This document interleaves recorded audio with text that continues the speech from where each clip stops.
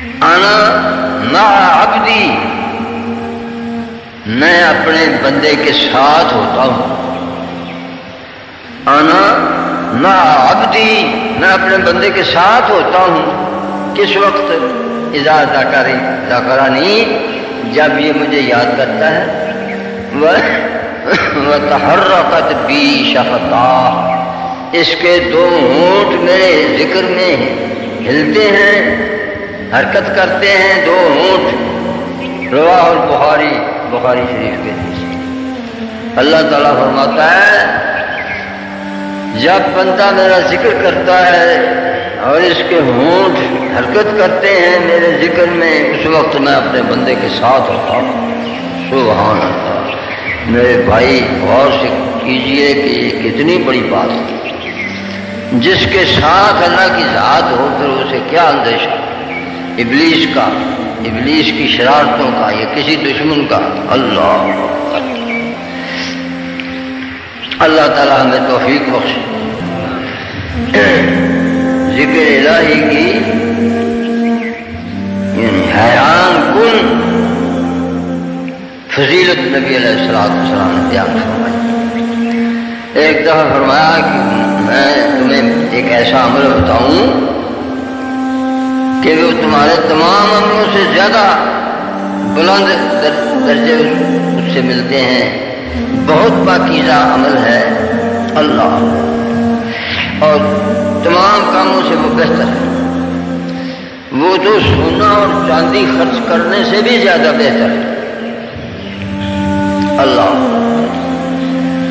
اور اگر اللہ کی راہ میں جنگ کرو، اپنے دین کے دشمنوں کی گردنوں پر مارو، وہ تمہاری گردنوں پر ماریں اللہ،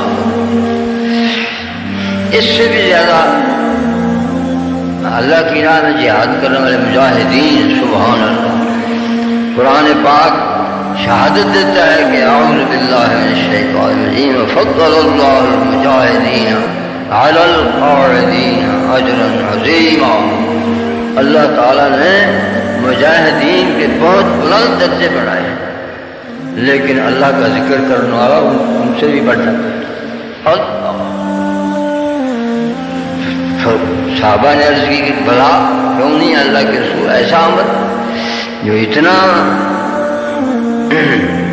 درجات کو بلند کرنے والا ہے اور اتنا پاکیزہ ہے اور اتنا اللہ کو پسند ہے کہ وہ مجاہد جہاد کرنے سے بھی زیادہ فضیلت رکھتا ہے. تو پھر فرمائیے اللہ. فرمایا ذکر اللہ، اللہ کا ذکر، لیکن شرط یہ ہے کہ زبان اور دل آہنگ ہوں، متفق ہوں. زبان ذکر کرے اور دل فکر کرے، ورنہ زبان سے صرف ذکر ہے اور دل غافل ہے تو اس سے کوئی پورا فائدہ حاصل نہیں ہوگا. ثواب تو آخر اس کو کچھ نہ کچھ ملے گا، لیکن پورا فائدہ، صحیح فائدہ اور وہ ذکر جس کو اللہ تعالیٰ نے بہت عرفہ اور ازکا فرمایا ہے تو وہ ہے کہ ذکر کے ساتھ فکر بھی ہو. زبان جو کچھ کہتی ہے دل اس پر غور کرے. اللہ تعالیٰ ہمیں توفیق دے ایسا ذکر جس میں فکر بھی موجود ہے. تو یہ ہمارے دلوں کی بیماریوں کو دور کرنے کے لیے، دلوں کا زنگ اتارنے کے لیے، دلوں کے تزکیہ کے لیے اللہ بڑا مفید نسخہ، تمام نسخوں سے زیادہ بڑھ کر